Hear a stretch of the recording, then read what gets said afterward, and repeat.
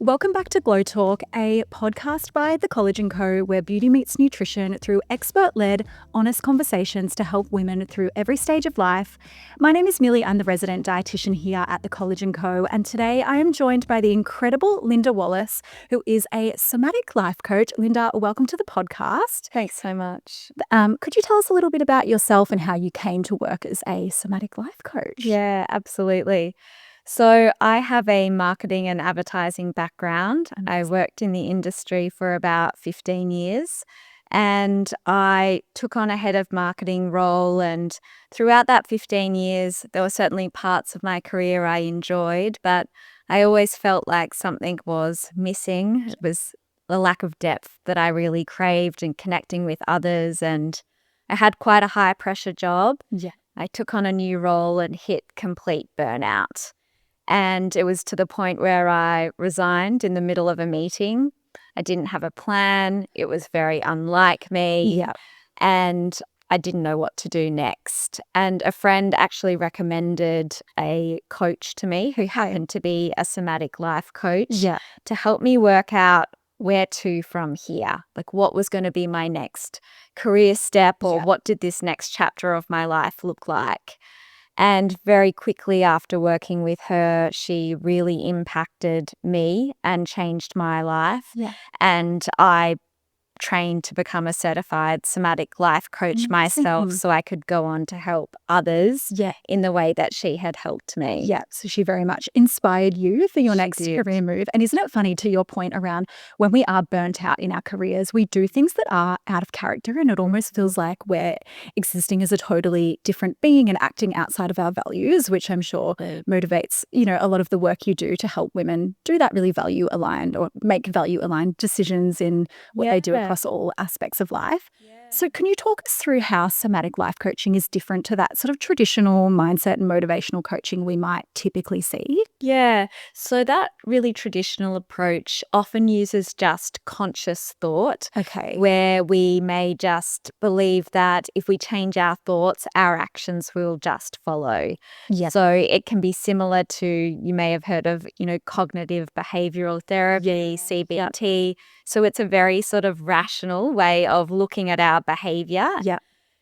The somatic coaching not only looks at the mind, but it looks at the body. Okay. So we acknowledge that a lot of our actions and our values and beliefs live unconsciously. Yeah. So for example, the things we eat, the way we move is often related to an unconscious pattern. Totally. And so by looking at both the mind and the body, we're able to bring a lot more awareness into the patterns that may be impacting all of those things in terms of the way we live our life. Yes. And when we look at it on that deeper level, we can really create a longer lasting change than just looking at the mindset component. Yeah, absolutely. So it's more holistic life coaching, if you will, more multidimensional than those typical approaches that we see. Right. And I love your point around it's more sustainable when we do address different elements of our health and our mind and our body. I'd love to talk to you about motivation. I want to get straight into it because I feel like that is something a lot of our communities struggle with, especially when they're on health journeys or weight loss journeys. And we've got, our Shake and Glow challenge. And a lot of our customers say that they start really motivated or, that tends to fall off as they progress through their journey. Why do you think so many women struggle with motivation? Yeah. So a lot of women, I don't think, actually struggle with motivation. Yeah. I think they struggle with this desire to do things perfectly. Yeah, So, waking up with the right mindset, never missing a routine, sticking to your meal plans, that everything has to go right. Yes. And this pressure that we put on ourselves to do everything perfectly every day is actually what women struggle with more than the motivation itself. So something I really like to talk to my clients about is the word motivation. So if we look at the etymology, which means the origin of the word, it actually comes from the Latin word motus, to move. And what that is referring to is what's moving inside of you, what is stirring inside of you that is motivating you to create this change. And so I really spend a lot of time with my clients on the why. Okay. So something that I take them through is an exercise that Simon Sinek created called the Golden Circle. Yeah. And I'm not sure if you're familiar with it, but we talk about, often people think about things from the outside in. Yeah. So he draws 3 circles, and on the outside, you've got the what. Okay. And this is a circle most people usually stop at. So if they're on a weight loss journey, Yeah. they might just set a goal weight. So it might be 65 kilos, Yeah. the what. That's my goal. Yeah.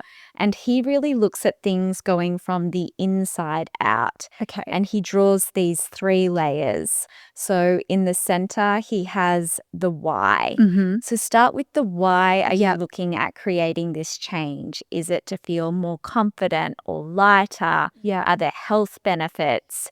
Do you want to do this, as a good example for your kids? Yeah. So start true. with the reasons why Yeah. you're making this change. Yeah. And then the next layer out is the how.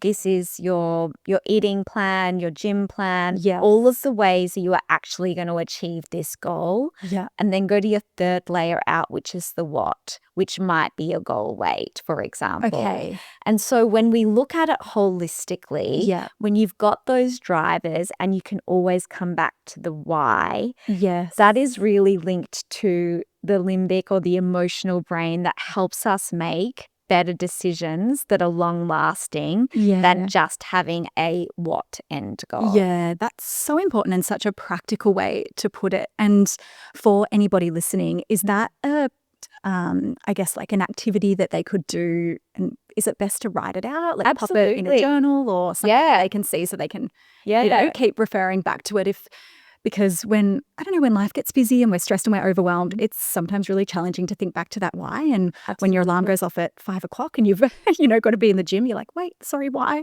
Yeah. Why am I doing this? So is that something that you recommend people sit down and do? And can they start to do that, straight away as soon as they start their health journey? Absolutely. So I would take them through that exercise and they could do it just listening to this podcast. Yeah. And I can create a visual of that for you to just show you that it looks basically like a target with those 3 rings. And envision exactly. So the why with the reasons, and then the how, the steps how you're going to get there, and then the what. Yeah, I love that. And, I always encourage my clients to then say, keep it on the fridge at home. Yeah. So you've got those unconscious reminders, and you may even like to create that why statement. So, I'm embarking on this journey because I want to feel lighter and more confident and better in myself every day.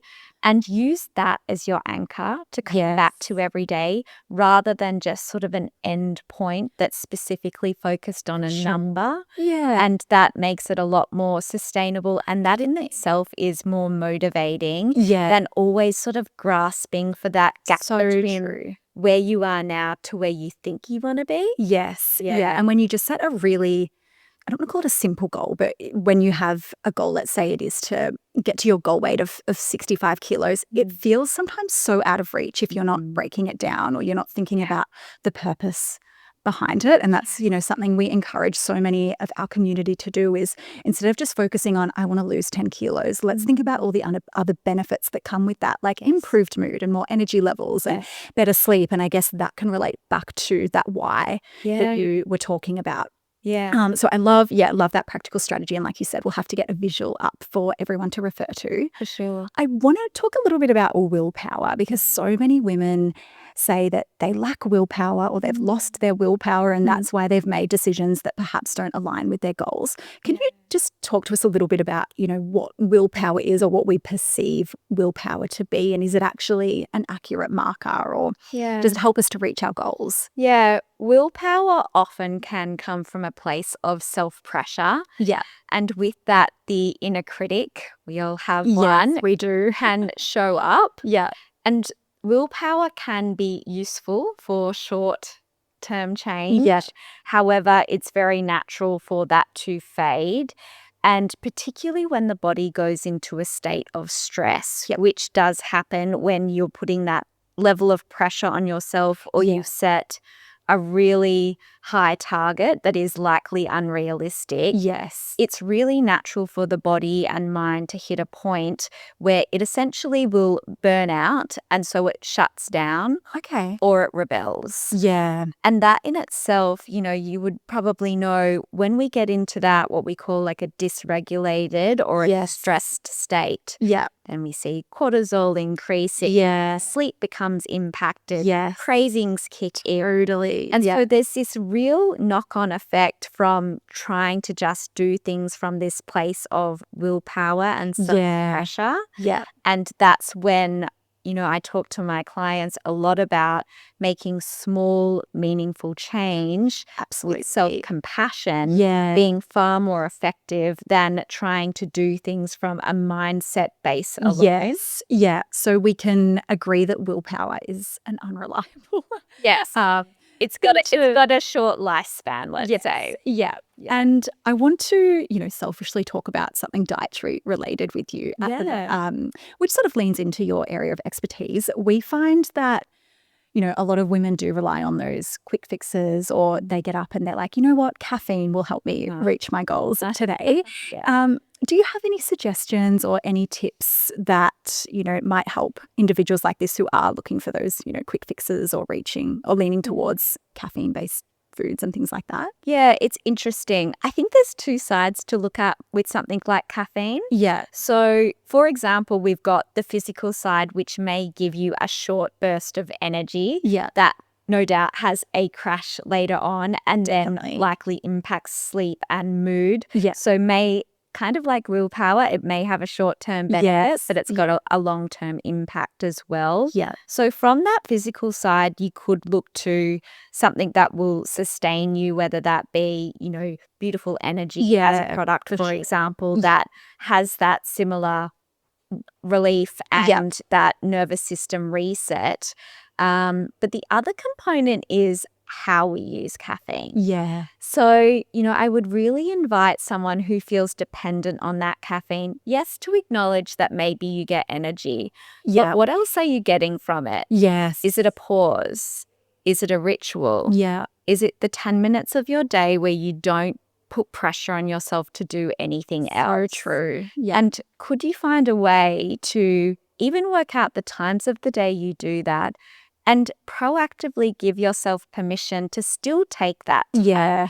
Maybe you don't actually need the caffeine. Yes. Maybe a non-caffeinated tea, a herbal tea, or a protein snack or a walk outside Definitely. would actually give you that same sense of ritual and peace without the need for caffeine. Yeah. So there's sort of the two sides that I really like to talk about with my clients to work out how and why they're actually using the caffeine, and is that what they're actually really craving? Yes. Yeah. I love that perspective, because I talk to so many people about the walk to get a coffee is so much more than the walk to get a coffee. Half the time you don't even feel like it, or it's purely just the ritual or the habit or the opportunity to get outside, listen to a podcast, call a friend. Absolutely. So yeah, I love your tips around, finding something else to potentially fill that void. And that's what we talk a lot about with cravings as well. And one of the most common questions we get is, how do I manage those sweet cravings like after dinner? And so often I say, it's not necessarily about the food or the craving. It's just more the habit than anything. And you've got to redirect that energy into reading a book, or, as you say, like making a cup of tea. And the beautiful energy is such a beautiful, for the lack of a better term, way to get that caffeine, but in a much more calm and sort of sustainable way. Yeah. I am dying to talk about guilt, because I think it's something that so many women struggle with, especially when they are on a health journey. I mean, for me, it's mum guilt at the moment. As women, do we just not have something to always feel guilty about? Yeah. But can you talk to us a little bit about, when women do feel like they've fallen off track, or, they're not where they want to be, they're not seeing the results that they would like, and they do feel guilty for it? What's some advice that you would give them? Yeah. First of all, I would absolutely remind you that, to your point, everybody feels guilty at some point. And if it's not one thing, it's another.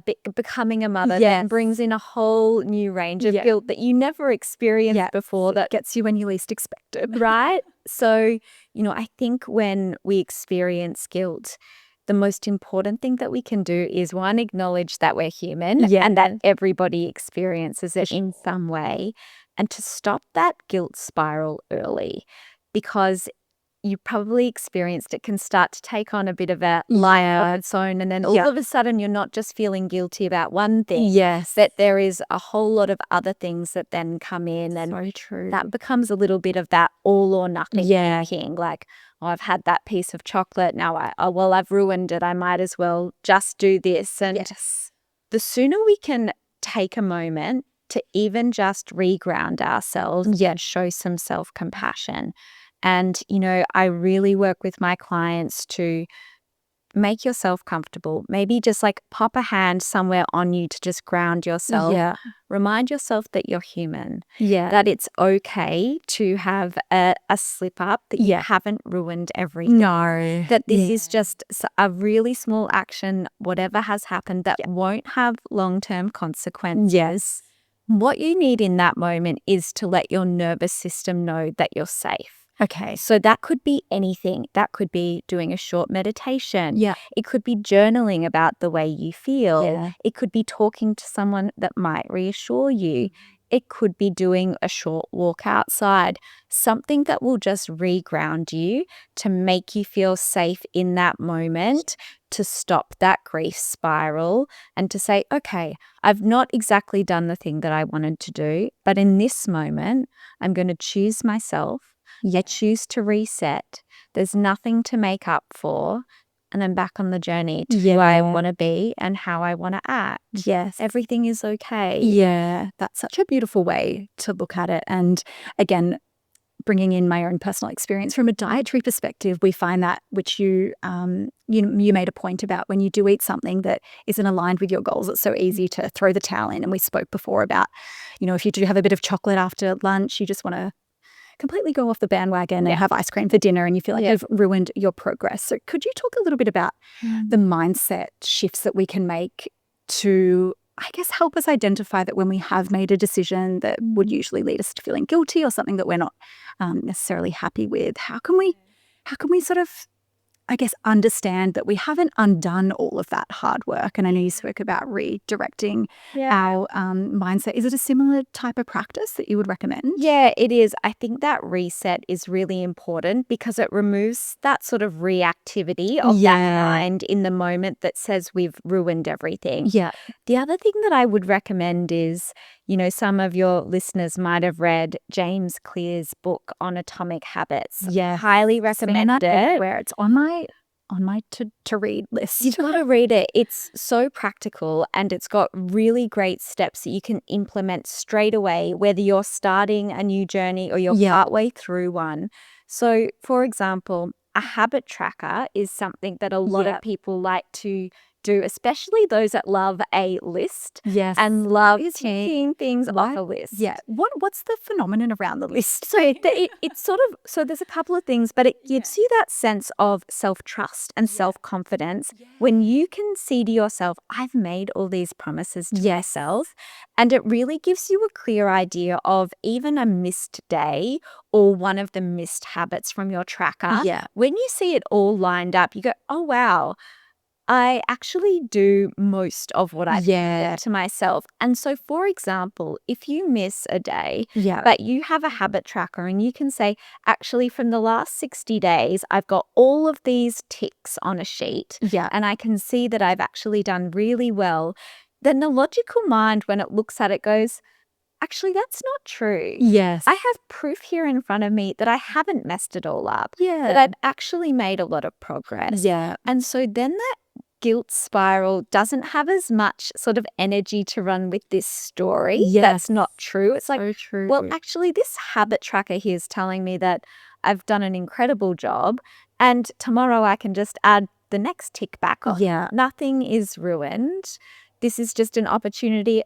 okay, one box is missing from the sheet, Yeah. but all of these other boxes are ticked. Yeah. So I think something really visual can be really helpful, especially when you're starting something new. Yeah, absolutely. It's being able to see it in front of you and not relying on your memory, because we know that that can be really inaccurate Especially when we're feeling emotional. totally. Yeah. Yeah, Yeah. so to we're have that. overwhelmed and yeah. Exactly right.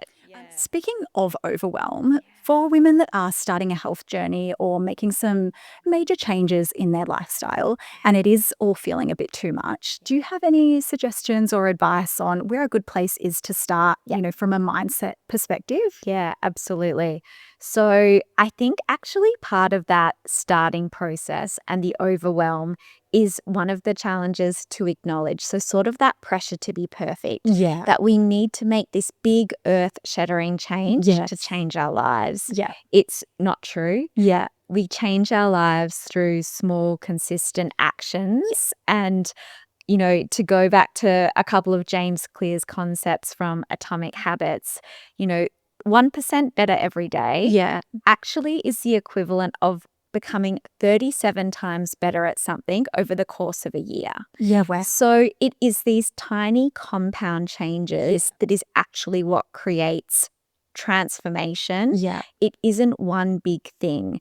And I think it's the pressure of this one big intense thing Yeah. that feels overwhelming. So I would look at something like habit stacking. Yeah. So for example, you might like to make a commitment to yourself to start going to the gym for 30 minutes 3 times a week. And one of the best things to do and easiest ways to integrate that into your life is to choose something that already exists in your life. Yeah. So say to yourself, okay, 3 days a week after I drop the kids at school, I'm going to go to the gym for 30 minutes. And the research shows if we can choose the day and the time and commit to it, we're far more likely to do it. And if we can add it onto something before or after that it already exists in our life, it makes it far more easy to integrate. Yes. And your chances of success of adding that in consistently and of being able to make real change, you are far more likely to be able to do that than writing yourself a brand new program where you're waking up at 5 a.m. every day to go to the gym and then meditate and then journal. Maybe over the course of a year, you can layer all of those habit stacks in. Start small. Start with one anchor. Yeah. Right? Yeah. Start with one new action that feels important to you. Yeah. And maybe you build in something new each week from there. That's 50 new things in a year rather than 50 new things just on day one. Right. Yes. Yeah. I feel like you articulated that perfectly. Like, can we put that in a reel? That whole, the way that you described that, I think absolutely hits the nail on the head. And it's just taking those small, consistent steps. And we even speak about the same with collagen. I mean, for it to have the optimal effects on hair, skin, nails, gut health, you have to be taking it consistently. It's like with anything, isn't it? There's so many quick fixes in the health industry, and everyone's looking for something that will transform their life overnight. But we know that sometimes it is the more boring or more mundane things that you can do consistently that have the biggest impact. So I love the way that you described that. One thing that I think a lot of our community struggle with is just being busy and like finding the time. Is habit stacking something that they can incorporate in their routines on a day-to-day basis? Yeah, absolutely. And I think it's a really good opportunity to stop and look at what routines already exist. Yeah. And also, you will become more aware of where are you spending time that might not be the best use of your time. Scrolling too much, I think we can all agree. So agree on. Before you even start something new, you may even like to just spend half an hour reflecting on how are you actually spending your time and getting really honest with yourself. Yeah. If you do get into bed and scroll for half an hour, you're like a lot of us. So no need to feel guilty, but you may like to ask yourself, is this serving me or is there something else I might like to be doing with my time? 30 minutes a day, that's 3.5 hours a week. That's over, that's over 100 hours. Yes. Oh my gosh. Longer so time. long, isn't it? Okay. Imagine if I spent that time reading or journaling or with my partner or whatever it might be. Yeah. So look at what exists right now. What's serving you? what's not serving you, and where can you actually swap out things. So you're not trying to add in more things. Yeah. We've all got the same amount of time in a day. Maybe there's things that are taking up time right now that aren't serving you that you could swap out. Yes. So start with something simple like that, rather than the pressure of, oh, now I've got to find this extra 30 minutes in the day to fit in this. What can go from the routine? What you can replace. Yeah, I think we can encourage our listeners to do a bit of an audit of their day, and maybe it's encouraging them to live out a normal day as they would, and taking note of what they do and where, as you say, they can replace that with. And don't judge yourself. Don't try and make it perfect. This is just for you, just an opportunity to reflect on how did I actually spend today? Yes. Yeah. I encourage clients to do the same when it comes to their dietary changes. And what I want them to do first is tell me exactly what you eat, write it down, don't change anything. And let's have a look at the starting point so we can actually make realistic changes, rather than me just telling you, you need to eat more protein, you need to eat less of that, What can we swap out so it's easy and sustainable for you? Exactly. Speaking of dietary changes, I'd love to talk to you about the glow shakes. And these are another incredible tool that people can use to sort of help kickstart their journey, for the lack of a better term. Can you talk us through how a product like the glow shakes that takes a lot of that guesswork out of people having to formulate nutritionally balanced meals, how can something like that support our health journey and keep us more motivated? I think one of the best things about the glow shakes is it's something that is easy and consistent to add into your routine. That could be the first thing that you add into your daily routine.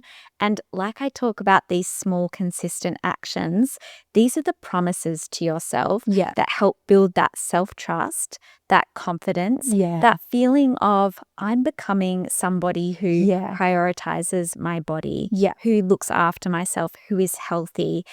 These things subtly say to your subconscious, I'm becoming this person. I'm on this journey. And that sort of internally creates more momentum. You feel more likely to then do your workout, to speak more kindly to yourself. So it's sort of all this like data gathering about that person you're becoming. What an easy, consistent thing to, nutritionally look after yourself, but secondly, to create that sense of who is this new identity of this person that you want to become?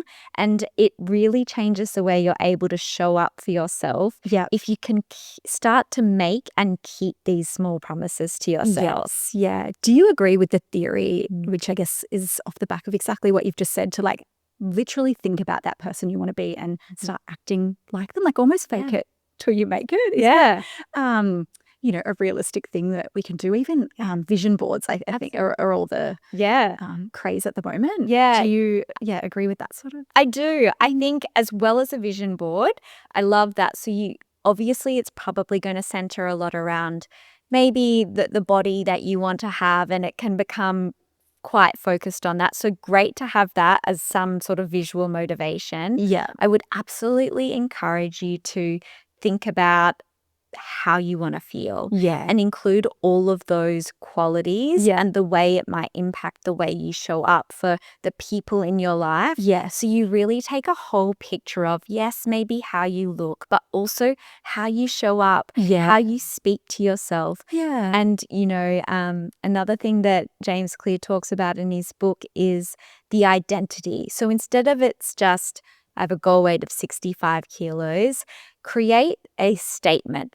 I am a person that cares about my health. I am becoming a person that prioritizes my health. And so then all of these mini actions are votes for this person you're becoming. And your sense of identity changes.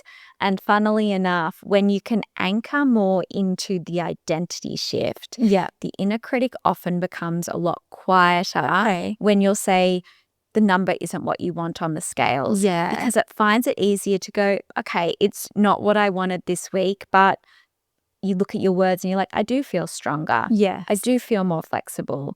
I have noticed improvements to my mood. And so that sort of that guilt spiral doesn't have as much of a story to tell. So true. And speaking of inner critic, which you just mentioned, this is a a bit of a personal question, I think, that I'm just interested in your insight into. Yeah. Why do you think women are just so critical of themselves? Is it because our expectations are too high? Is it because we have these perfectionist mindsets? What do you think it is?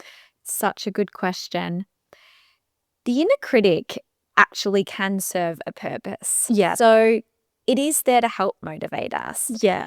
The challenge is it sort of runs away with a story. Yeah. So story often. right. Yeah. And so I think it can become really hard to differentiate the starting point, which if Yeah. we actually go to the purpose of the inner critic, it generally wants the best for us. Yeah. So it may say, that it wants you to lose weight but it gets a bit confused at some points. Yes. And the best exercise that I do with my clients on the inner critic Yeah. is to actually practice separating yourself from it. Yeah. Yeah. So it might sound strange, but, particularly around, say, weight or appearance. Yeah.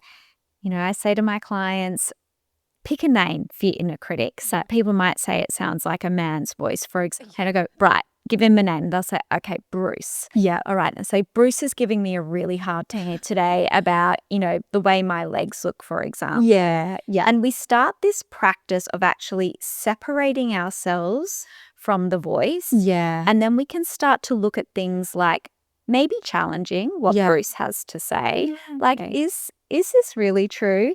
Because, when I look at my habit tracker, Bruce, I haven't actually messed everything up. Yeah. And we can find ways to start relating to these parts of ourselves differently than sort of just letting the inner critic run the show, which can happen. So this separation technique is something quite a lot of psychotherapists use as well. And it can be really effective at softening the relationship. I'm not saying that necessarily the inner critic is, just going to go away one day, of course. but it's about changing our relationship with it. Yes. Softening it. And I think, earlier when we were talking about that self-pressure, Yeah. that's that inner critic driving a lot of it. Something that I've learned from my personal experience as well is when that inner critic can get really loud, we can develop this idea that when I hit my goal weight, then I'll start speaking kindly to myself. And I can promise you from my own experience, from clients' experiences, we don't speak to ourselves harshly and then one day hit a goal weight and all of a sudden and wake up and start speaking kindly to ourselves. So true. I feel like with goal setting for a lot of women in our community, they set themselves a target, whether it is realistic or not, regardless. When they do hit that milestone or hit that goal or whatever it is that they're trying to achieve, I find that they can become even more critical of themselves because they say to themselves, I've met this goal, I can push the goalposts out a little bit further. How do we get to a point where we are content, I guess, with our progress and not always wanting to do more and achieve more? Does that come back to checking in with how we're feeling and looking at that, broader picture outside of that goal? Yeah, that's such a great question. As you were asking it, I was even thinking, it is so natural because we're human, we're wired for growth, right? It's part of our evolution. And so again, there is a really positive aspect to wanting to continuously grow and improve. And I think it's really important. The first thing I would say is when we hit a goal, to really stop and celebrate that goal, to look back, to notice how far we've come. Because what's so natural as well is to hit the point, barely notice or acknowledge it, and just have our eyes set on the next thing. With everything in life, isn't it? Work milestones, weight milestones, everything. Yeah. Or is jumping to the next thing. Yeah. And so really before you even start the journey, I would encourage you to mark out what the milestones are and the reward or celebration you want to give yourself when you do it. Try to involve somebody else so they can hold you accountable to it too, instead of just, I have to celebrate myself. Like tell a friend, tell a partner, tell somebody, mark it in a diary or something if you want to. Take that opportunity to reflect on it. You might even like to just journal a couple of reasons why you're proud and capture that in the moment. And before you go on to set the new goal, because that's okay to want to set new goals, come back to your Simon Sinek. Ask yourself why. What is this related to? How is this going to improve my quality of life or my relationships or how I feel about myself? Is this new goal coming from the right place? Maybe it's another area of my life that I could actually look to grow or expand in. Maybe it's no longer related to my weight at all. Maybe I want to go and learn a new skill. So the mind always wants to expand and grow, and it's natural to sort of just think, oh, I'll just add on to what I'm already doing. Yeah. But maybe there's an expansion into somewhere else that you might like to look at that might nourish that desire for that continued sense of momentum. Yeah. So really just, I think, take that opportunity to celebrate. Yeah. And then to really acknowledge that you want something more. And it's okay there's a phrase that we use sometimes, like to put down the tools. Yeah. It's okay to integrate these periods of rest, of stabilization, of enjoying this new chapter, this slightly different version of a body and energy that you're in, to have a maintenance period. And then the next chapter will reveal itself. You're not going to lose all of the wonderful progress you've made if you take 3 months of, hey, I'm just going to continue with what I've already established right now. That's not going backwards. Integration is a really important part of it. It's sort of like rest. We need sleep to recharge. An integration period of being sort of on that plateau is perfectly fine to recharge before the next chapter too. Yeah, I love your point around allowing time for rest or plateaus. And particularly when it comes to weight loss, we get so many questions around, I've been losing X amount of kilos over X duration of time. I've hit a plateau, and it's always associated with negative connotations. Like a plateau means failure. It means not reaching goals in a particular amount of time. But to your point, and I guess I just want to reiterate how important those plateaus are for resetting the mind, resetting the body. And it doesn't mean you're taking steps backwards. Yeah. It just means that you're stopping to potentially reevaluate your next goal, or as you say, redirecting that energy to another area of your life or your health where you feel like you could gain some progress elsewhere. Yeah. And just, I'd love to encourage everyone to remember, with any growth journey or learning journey, you've probably seen the graphs and the expression, it's not linear. Nothing ever, look at stocks. Nothing is ever just a straight line, just straight up with no variation. You may trend upward in terms of growth, but there will always be those peaks and troughs on the way. And that is part of any process. And it's just allowing yourself the grace of, this is normal. I'm not broken. There's nothing wrong with me. And, those results often just take some time to follow up as well. Putting in the work on day one sadly doesn't necessarily change things straight away, but knowing that we are, always consistently putting in that work is what creates that change. But have grace with yourself. Yes. I can promise you that no matter whose journey you might be looking at or comparing yourself to, everybody has plateaus. It's human nature, especially as women. We've got hormonal fluctuations, The joys. like life changes. Work gets busy, or kids get busy, or you get sick. This happens to everybody. So please, never think that you're the only one going through this. Everybody has these cycles. It's completely normal. Yeah, and it's letting go of what you can't control as well. I feel like that's been such an important thing for me. And there are things that pop up in life, like you say, sicknesses or kids being sick, needing you need to take the day off work, whatever it might be. Yeah. Those things happen. They're part of life. And I think, especially with the online world and the amount of content on social media, we're so quick to compare what we're doing with what everybody else is doing. And I even find that with progress, especially a lot of our community members, they are comparing their results with those of other members in the community. Do you have any advice on how we can put the comparison trap to sleep and how we can navigate that from a mindset perspective? Yeah. Comparison as well. Again, I want to honor, it's totally normal. Yeah. However, what it does is it takes us out of our body and puts us into somebody else's timeline and story. And I really want to emphasize that we are just comparing to a story that we've made up in our minds. We have no idea about that person's history. We can only know our own history and our own pace. And the biggest marker of success is comparing ourselves to, say, where we were. If we want to compare ourselves to anything, that's what we should be using as our benchmark. To compare ourselves to somebody else, we're likely going to set completely unrealistic expectations for our own body, our own cycles, our own life circumstances.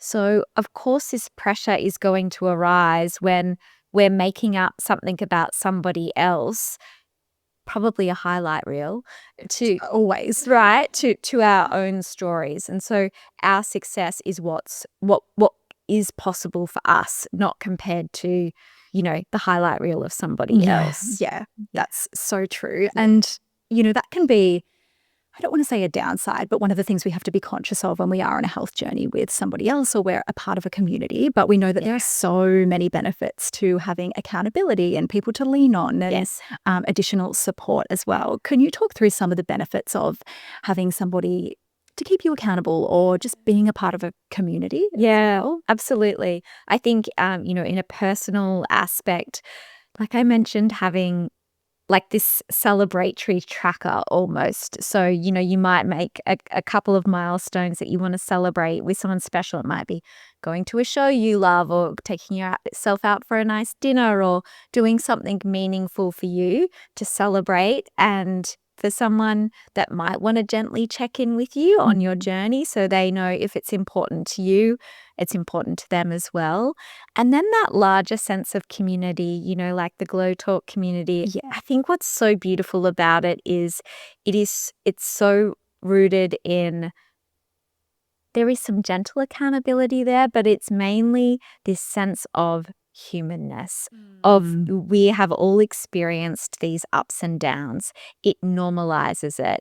And we can see, for example, that at some point one person was struggling with something, but then words of encouragement come in.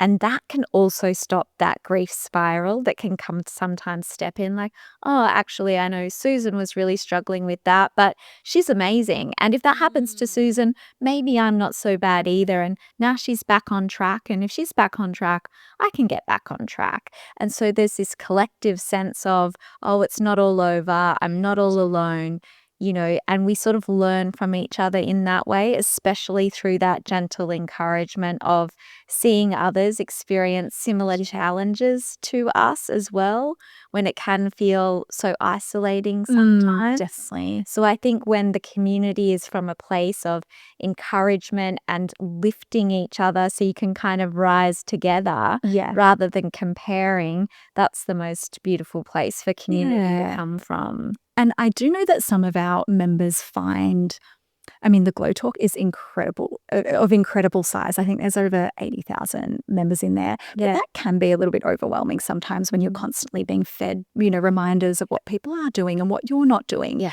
When it comes to social media or Facebook groups or Instagram, whatever platform it is that you're on, do you have any suggestions on how to navigate that and how to sort of filter through what you do and don't want to see and how to just monitor your time on there so it is advantageous? Yeah, absolutely.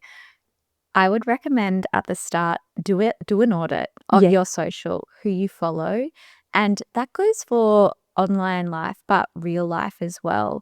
And so part of that audit might be, when I look at this person's social media page, what am I saying to myself about that? Is it, oh, I wish I looked like that.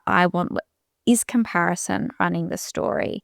Or is it someone that I consider more of an expander? Like, I love this way this person always seems like they've got energy and they're here with their kids and they're always posting healthy foods, and it feels expansive rather than contractive.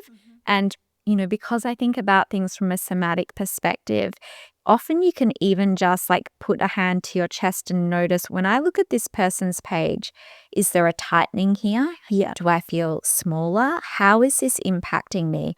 When I look at this person's page, do I feel like more free and creative, and it's like something I want to move towards? And let those things start to guide you. If it's contracting you, if it's making you feel small, if that inner critic shows up, unfollow. Yeah. If it's expanding you and making you feel alive and good and like you want to go to the gym and look after yourself, great. And then on a real life perspective, start noticing when you spend time with people, what are the kinds of conversations that you're having with them? When you leave, how do you feel? Do you feel energized? Do you want to keep living in this way, or are you feeling deflated? Are they interested in your journey? Are you comfortable talking about your journey with them? Like, really do an order on like what's serving you, what's draining you, who are the people that are adding, whether that's on social and you know them, or are they in real life? Because the environment that you create for yourself is a huge part of say a weight loss or a health journey. It's not just what we put into ourselves, but it's what we surround ourselves as well. So that could be a person, a place. It can be really simple things like designing your environment. Keep healthy snacks out on the dash. Put your gym bag at the door. Put your gym clothes, hanging up the night before. Like, create physical cues that show yourself the person you want to be. Interact with the people that inspire you and lift you up. All of those things will really help you on this journey. So it's not just about the food and the gym. It's the people, it's the places, it's everything that we surround ourselves with too. It's such a holistic approach, which I feel like goes back to exactly what we were talking about at the start. And I know is such a huge element of somatic life coaching. I would love to play a quick game of true or false with you, because I feel like you have given us so many incredibly practical and amazing tips that a lot of our listeners can take on board. And I think I want to encourage everyone to listen to this episode or go back and listen to this episode with a pen and paper, because there is so much potential work to be done. And but, before we get into our true or false, I just want to say, based off my perspective, I feel like a lot of your messages today are about just checking in with yourself, whether it's every time you get in the car, or whether it's at the end of every hour or the end of every day, or whatever it might be. And I just think that's like incredibly valuable, and something that none of us do enough. And just start with one time a day, Millie. Like, just even say to yourself, when I put my head on the pillow at the end of the evening, it might just be like, how am I? What drained me today? Or what do I need tomorrow? Yes. Or start with an intention for the day. Yeah. I talk a lot with my clients about setting an intention for the day. I want to be gentle with myself today, or I want to be focused. Whatever it might be, set an anchor to come back to. And that is even just a way of checking in with yourself too. Yeah, so important to do. I even feel like after I've been for a hectic drive and been stuck in traffic, I have to get out of the car and like breathe and be like, all right, that was an anxiety-inducing activity. Let's ground ourselves. And take that reset. Yeah, it's so easy to just be like, out of the car, get a coffee, into the studio, whatever it might be. We're always on to that next. We're always looking for that next thing to do. So another great reminder to check in. So, quick game of true or false, quick fire questions for you. We'll keep it brief, but if there's anything you feel like you would like to elaborate on, please feel welcome to do so. So our first one here is, you need to feel motivated before you take action. No, you do not. Glad you said that. And we've spoken a bit about that today. True or false, willpower is the key to lasting habit change. Absolutely not. Small, consistent actions. Love it. Starting over means you have failed. Absolutely not. It means you're choosing yourself. And we would even argue that maybe you don't need to start over. It's just progression and moving on. That's exactly to the next thing. Exactly. Being hard on yourself leads to better results. Absolutely not. God, you said that. Stress and overwhelm can affect motivation. 100%. Yeah. And we, again, spoke at the start about changing our perception of what motivation means. Yeah. Rest is just as important as discipline. Absolutely. And rest makes it far easier for us to be able to be disciplined. Yeah. So they actually can work hand in hand. Together. Yeah. Love it. Small habits are too insignificant to create real change. I'm already thinking about your 1% statistic. Yep. 1% better every day, 37 times better in a year. Love it. And last one, feeling stuck means you are doing something wrong. No, feeling stuck often means that you need to meet something with more gentleness. Okay. Yeah. Yeah, I love it. And on the point of feeling stuck, what's like one thing that you can say to people if they hit a wall or they're feeling stuck and they're like, I just need a really quick reset. What can I do? A lot of people, when they get stuck, is when they feel I need a whole overthrow, full reset. Everything needs to change. It needs to be really dramatic, right? I often try to keep it really simple. And the question would be something like, what would make this feel 5% easier right now? Or what would make me feel 5% better right now? So what we want to do is move our nervous system in our body into a state of feeling safe and resourced. Because when we're stuck, it's in stress and it's just trying to cope. It's very hard for us to find motivation and inspiration for change when we feel stuck and stressed. So create some space to reset for yourself so you can access some of those things that like that motivation for change. And start with something small. It doesn't need to be 0 to 100. Just what would make me feel 5% better right now? Something will come from that, I promise you. Yeah. I love that shift in perspective. I feel like I could talk to you all day. I'm like feeling like I want to redefine my life after this chat.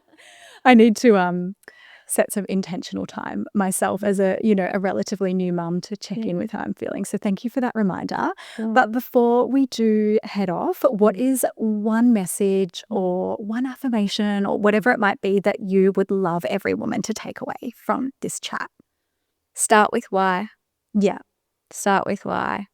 And the second one I would love you to remember is you don't need more motivation. You need less pressure to be perfect. Mic drop. Amazing. Well, thank you so much for joining us today, Linda. You've given us so many incredible insights and practical tips that we can all take away. And I feel like you're a wealth of knowledge and we're so lucky to have you in our Glow community and can't wait to get you back on the podcast for hopefully part 2. It's been a pleasure. Thank you for having me. My pleasure.